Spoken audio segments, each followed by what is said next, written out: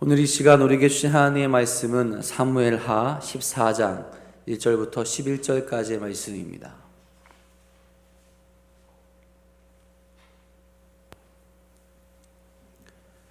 사무엘하 14장 1절부터 11절까지의 말씀입니다.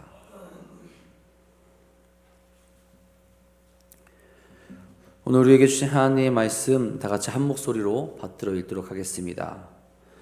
스루야의 아들 요압이 왕의 마음이 압살롬에게로 향하는 줄 알고 두고아에 사람을 보내 거기서 지혜로운 여인 하나를 데려다가 그에게 이르되 청하건대 너는 상주가 된 것처럼 상복을 입고 기름을 바르지 말고 죽은 사람을 위하여 오래 슬퍼한 여인같이 하고 왕께 들어가서 그에게 이러이러하게 말하라고 요압이 그의 입에 할 말을 넣어 주니라.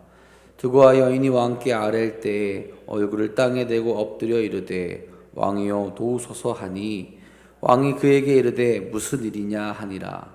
대답하되 나는 진정으로 과부인이다. 남편은 죽고 이 여종에게 아들 둘이 있더니 그들이 들에서 싸우나 그들을 말리는 사람이 아무도 없으므로 한 아이가 다른 아이를 쳐 죽인지라.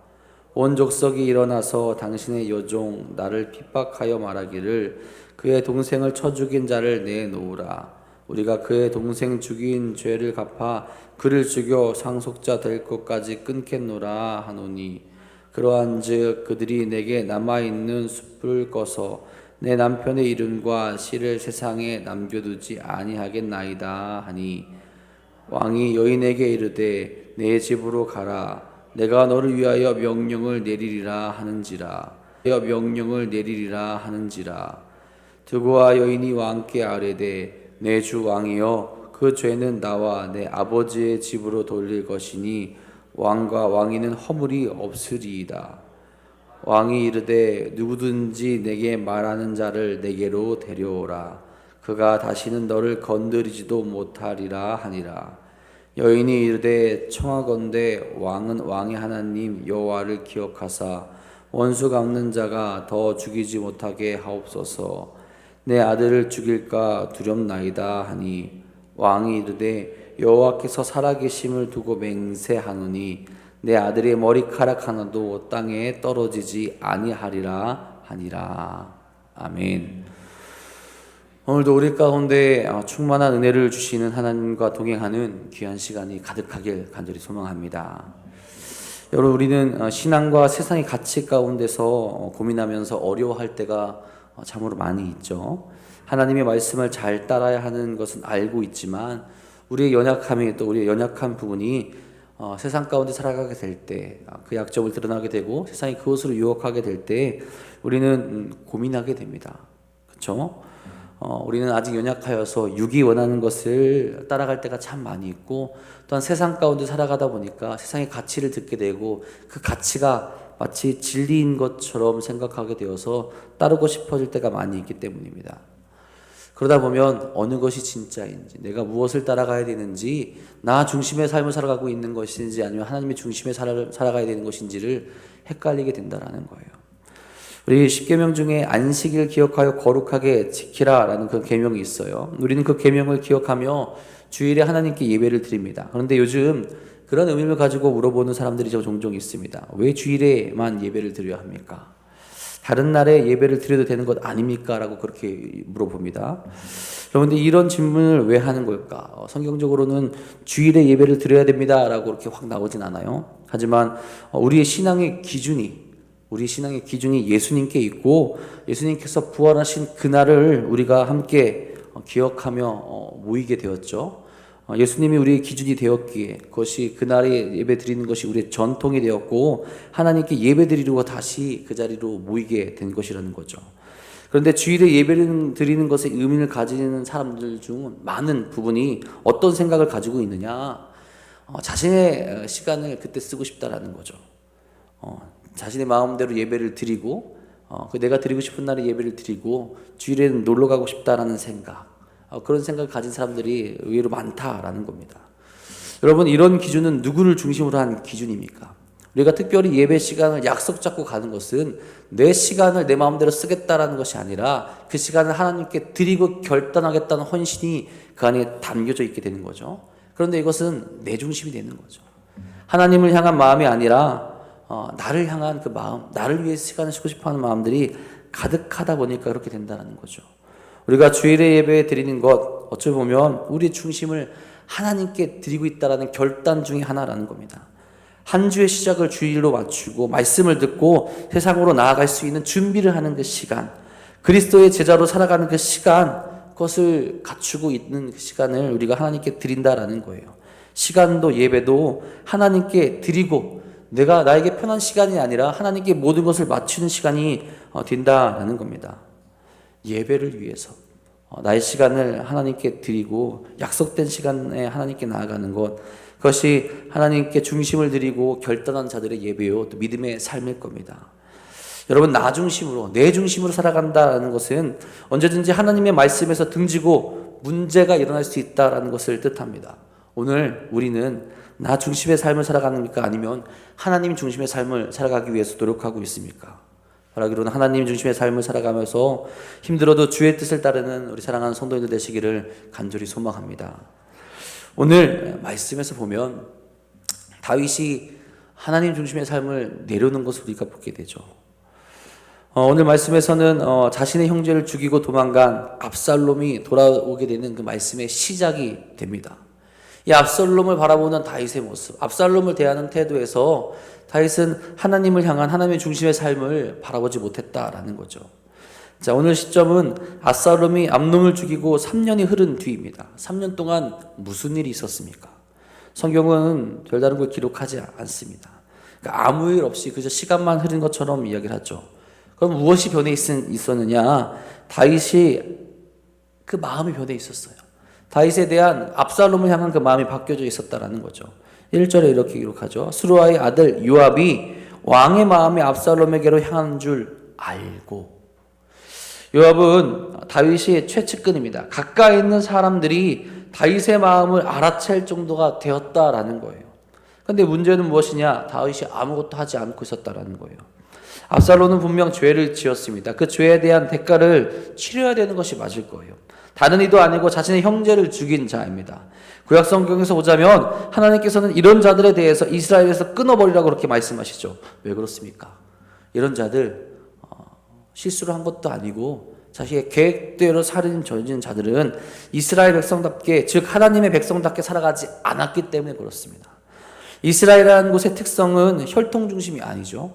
오직 하나님 중심으로 이루어진 나라입니다. 그러니 이스라엘에서 가장 중요한 것은 이 세상의 가치, 혈통적인 것들이 아니라 하나님의 뜻에 따라서 그 뜻을 지키는 것이 가장 중요하다라는 거죠. 어찌 보면 인간의 어떤 전통적인 문화를 뛰어넘는 그런 것이 바로 이스라엘 백성들의 삶이 될 수 있어야 된다는 거죠. 하나님 말씀대로, 하나님 뜻대로, 하나님 백성다운 삶을 살아가는 것. 그렇지 않다면 그 백성 중에서 끊어져야 된다는 것이 하나님의 말씀이고 하나님의 규례이고 하나님의 법이었습니다. 하나님이 정하신 규례는 사람을 죽인 자는 반드시 죽도록 되어 있었어요. 왜 그렇습니까? 생명의 주인은 하나님이신데 그 하나님을 무시하는 행동을 했기 때문에 그렇습니다. 하나님이 주관하시는 생명을 감히 누가 해할 수 있습니까? 하나님의 통치하시는 이스라엘 백성으로 살면서 누군가를 죽인다라는 것은 하나님의 통치를 인정하지 않는다라는 것이 되기 때문에 그렇습니다. 그러니 다윗도 어떻게 했어야 됐습니까? 하나님의 백성다움을 무너뜨린 그 죄에 대해서 하나님의 규례대로 철저히 다스렸어야 된다는 거죠. 다윗은 그렇게 하지 못했죠. 자신의 아들이기 때문에 그렇습니다. 이 모습은 사울을 대할 때랑 너무나도 다르죠. 사울의 죽음에 관해서는 하나님이 판단하시니 내가 죽일 수 없다라고 분명히 이야기하며 하나님의 뜻을 따르겠다라고 이렇게 이야기를 합니다. 그런데 자신의 아들에 대해서는 아무것도 하나님께 여쭙지 않죠. 차라리 다윗이 하나님께 자신의 마음을 솔직하게 고백하며 하나님 앞에 부르짖고 하나님께 쏟고 이야기했다면 하나님께서 아마 가장 좋은 길을 그에게 주셨을 거예요. 근데 그것조차 하지 않았다는 거죠. 여러분, 다윗의 입장이라면 어떻게 하시겠습니까? 이것은 굉장히 어려운 일이기도 해요. 그 당시 그 상황에서 내가 다윗과 같은 상황이었다면 어떻게 할까? 내가 사랑하는 사람에 대한 그 마음, 다윗이나 우리나 다를 바가 없을진데 하나님의 규례에 따라서 자식의 죄를 처리한다는 것은 분명 힘든 일이 아닐 수가 없습니다. 아니 너무나도 어렵고 불가능한 일이겠죠. 아니 어쩌면 하나님의 규례를 까맣게 잊어버리고 자식에 대한 정만을 앞세울 수도 있게 될 겁니다. 그러나 무엇이 세워주고 무엇이 무너져야 하는지를 분명히 생각해 본다면 우리에게 답은 분명해지지 않겠습니까? 그래서 하나님의 말씀은 항상 우리에게 갈등과 고민을 안겨줄 때도 있게 돼요. 하나님의 이 말씀, 하나님의 뜻을 따르기 위해서 내가 포기해야 될 것들이 많아지기 때문에 그렇습니다. 그렇지만 우리는 항상 이 문제를 가지고 항상 고민하고 씨름해야 돼요. 내가 지금 당장 내려놓아야 될 것이 무엇인지, 내가 이 세상 가운데 가치 가운데 중요하다고 이해하더라도 하나님과의 관계를 바로 세우기 위해서 내가 먼저는 내려놓고 버려야 될 것이 무엇인지를 우리에게 가르쳐주고 있다라는 거죠. 우리의 삶 속에서 하나님의 말씀보다 더 중요하게 여겨져서 하나님의 말씀이 세워지는 것보다 인간의 정과 관계만을 세워지는 것이 있다라면 그것을 내려놓고 하나님 앞으로 먼저 나아갈 수 있어야 된다라는 거죠. 이런 모습이 있기에, 이런 연약함이 있기에 다윗은 시간이 흐를수록 압살롬을 그리워하고 있었다라는 거죠. 다른 행동을 못 취하고요. 그가 죄인인 걸 알지만 그것보다 인간적인 생각과 감정이 더 앞서고 있다는 겁니다. 아마 한계를 가진 인간의 연약함일 거예요. 무엇을 바라보게 해야 하는지, 어떤 곳으로 나아가야 되는지 그가 명확하게 바라보지 못하고 있다는 거죠. 자, 그 사실을 깨닫게 되었기에, 또한 그 사실이, 그 모습이 드러나고 있기에 요압이 그것을 알게 되고 일을 꾸미게 됩니다. 요압은 다윗의 입장에서 보면 대단한 신하예요. 그렇죠? 우리아를 죽이라고 할 때도 그저 다윗의 명령에 충실했고 지금도 다윗이 힘들어하는 것을 알고 다윗으로 하여금 그를 데려올 수 있도록 마음먹게 하고 있는 거죠. 그런데 믿음의 입장에서 보면은 인간을 향한 맹목적이고 정치적인 모습을 그가 보여주고 있는 거죠. 하나님의 뜻이 아니라 인간적인 생각, 정치적인 입장이 개입되고 있다는 겁니다. 요압은 다윗을 위해서, 그리고 다윗의 마음이 가 있는 압살롬을 위해서 드고란 한 지역에서 지혜로운 여인을 불러다가 다윗에게 청혼케 합니다. 어떻게 나아가라고 합니까? 2절에 이렇게 말하죠. 드고아의 사람을 보내서 거기서 지혜로운 여인 하나를 데려다가 그에게 이르되 청하건대 너는 상주가 된 것처럼 상복을 입고 기름을 바르지 말고 죽은 사람을 위하여 오래 슬퍼하는 연인 같이 하고, 오래 슬퍼하는 사람같이 꾸미라고 그렇게 이야기합니다. 고민이 있어 보이고 굉장히 힘들어 보여야 하는 이유가 있게 되는 거죠. 왜 그렇습니까? 그 여인을 통하여서 다윗의 마음을 정하게 만들 수 있어야 되기 때문에 그렇습니다. 그 뒤에 이야기를 보게 되면 여인이 처한 상황, 여인이 이야기하는 그 상황들이 다윗과 비슷해서 다윗으로 하여금 그 상황에 과몰입할 수 있게끔 만들어가게 한다는 거죠. 요압이 그렇게 일을 꾸밉니다. 자, 여인이 다윗을 만나 무엇을 이야기합니까? 자신의 상황인 양 인간적으로 볼 때 굉장히 비극적이고 다윗으로 하여금 자신과 비슷한 상황을 이야기하게 만듭니다. 남편이 죽고 아들이 둘이 있는데 둘이 싸우다가 한 아이가 다른 아들을 죽였다라고 그렇게 이야기를 하죠. 한 아이가 죽은 것도 가슴이 아픈데 어떤 일이 일어났다고 합니까? 7절에 이렇게 이야기하죠. 온 족속이 일어나서 당신의 여종 나를 핍박하여 말하기를 그의 동생을 쳐 죽인 자를 내놓으라. 우리가 그의 동생 죽인 죄를 갚아 그를 죽여 상속자 될 것까지 끊게 놓으라 하오니 그러한즉 그들이 내게 남아있는 숯불을 꺼서 내 남편의 이름과 씨를 세상에 남겨두지 아니하겠나이다 하니 하나 남은 아들마저도 죽이겠다 그렇게 이야기하죠. 여인의 입장에서 보면 얼마나 가슴 아픈 일입니까? 대가 끊기게 된 거죠. 이 말을 듣고 다윗도 그 여인을 도와주겠다고 얘기하죠. 왕이 여인에게 이르되 내 집으로 가라. 내가 너를 위하여 명령을 내리리라 하는지라. 여러분, 여인이 호소한 내용이 다윗과 거의 비슷하죠. 그래서 그러한 것인지 여인의 호소가 다윗에게 들어갑니다. 그 죄를 자기와 아버지 집으로 돌리다라는 것을 말해도 누군가가 자기 아들을 죽일 것 같다라고 불안 속에서 다윗에게 이야기하자 다윗이 또 여인의 편을 들어주죠. 누구든지 내게 말하는 자를 내게 데려오라.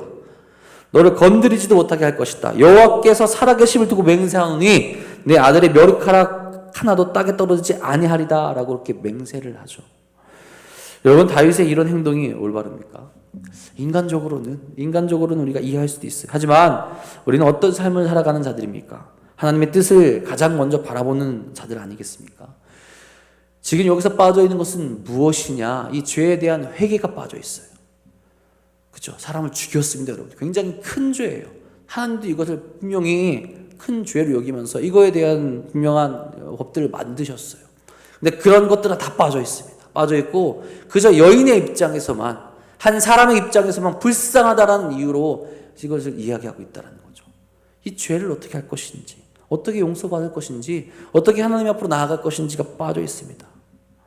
다윗도 그것을 바라보지 못하죠. 하나님의 뜻을 가장 먼저 바라보고 나아가야 되는데, 이 용서의 기준도 하나님께 있고 용서하실 분도 하나님께 있는데 다윗은 그것을 망각합니다. 하나님의 뜻이 아닌 자신의 생각과 판단으로 일을 해결하려고 하죠. 그리고 하나님께 묻지도 아니하고 자신 있게 여호와의 살아계심을 두고 맹세하는 것을 보게 된다는 거죠. 어찌 보면 자신과 비슷한 상황 때문이었을까요? 어찌 보면 감정적으로 행동하는 모습이 그에게 보입니다. 여러분, 우리의 모습은 어떠합니까? 우리는 어떤 일을 행하고 어떤 일을 정하고 또 죄 가운데 있을 때 그것을 합리화시키는 모습이 혹시 생기진 않습니까?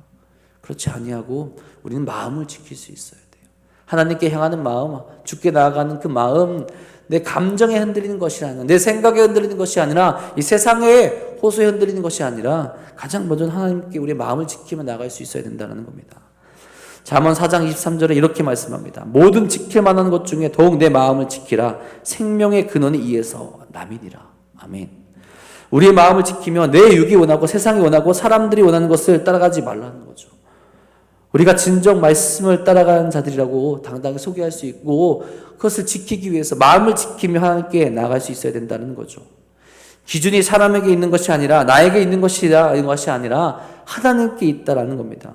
그래서 하나님의 뜻을 따라서 살아갈 수 있어야 된다라는 거죠. 그렇게 살아가는 것이 하나님의 백성이라는 겁니다. 하나님께서는 자신의 백성이 되어서 살아가는 기준을 명확하게 이야기해 주셨고요. 지금 우리에게도 성경을 통해서 명확하게 이야기해 주셨어요. 어떻게 살아가야 되는지, 우리 삶 가운데서 우리가 돌이켜야 될 때 어떻게 해야 되는지, 또한 돌이킨 이후에 누구를 다시 바라보고 나가야 되는지, 어떤 것으로 채워줘야 되는지, 그 백성으로서 살아갈 수 있는 명확한 기준을 우리에게 늘 깨워져서 살아가라고 그렇게 말씀하셨습니다. 그렇지 않다면 교만하게 내가 모든 것을 정해버리는 삶으로 나아가기 때문에 그렇게 되는 거예요. 나의 어린 설금을 내려놓고 주께 여쭈며 나아가기는 사랑하는 도난도교회 성도님 되시기를 간절히 소망합니다. 자, 그렇게 살아가기 위해서 오늘 두 가지만 기억하셨으면 좋겠어요. 하나는, 나에게 문제가 있다면 빨리 하나님께 가지고 가시기 바랍니다. 여러분, 어떤 문제를 가지고 있습니까? 당연히 하나님께 가지고 나아가야 될 것, 또 회개해야 될 것들을 혹시 미루고 있지 않습니까?